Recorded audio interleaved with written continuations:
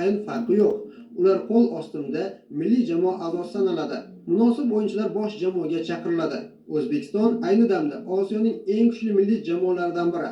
Ammo faoliyatim davomida bu jamoadan kuchli raqiblarga qarshi ham o'ynaganman. Birlashgan Arab Amirliklari mundialga chiqishga avvalgidan ko'ra yaxshiroq imkoniyatga ega. Bu bizning orzumiz. Hammamiz oxirigacha kurashib, yaxshiroq harakat qilsak, bunga erishishimiz mumkin. Avvalo aytish kerak, Osmin Alario bilan ishlashdan mamnunman. U juda ham tajribali mutaxassis. Alario biz bilan muvaffaqiyatga erisha olishiga ishonmoqda.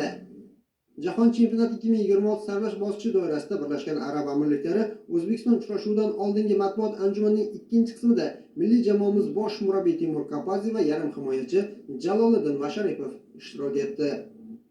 Albatta, tayyorgarligimiz yaxshi, har taraflama.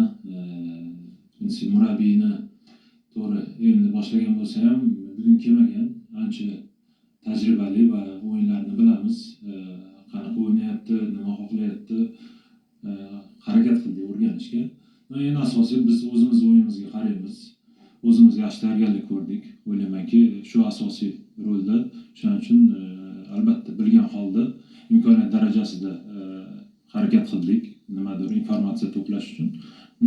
Eng asosiy biz o'zimiz o'yinimizga qarashimiz kerak va shunga tayyorgarlik ko'rdik. Oldimizda ikkita uchrashuv bor va albatta bu darajaga yetgani uchun albatta futbolchilar har bir uchrashuvda yaxshi harakat qilishdi va o'zimizni qo'limizda eng asosiy ikkita uchrashuvimiz bor. Ertaga muhim uchrashuvimiz kutyapti va uydagi uchrashuv turibdi. O'shaning uchun bu tarafdan o'ylaymanki, hamma narsa o'zimiz qo'limizda bo'lgani juda zo'r.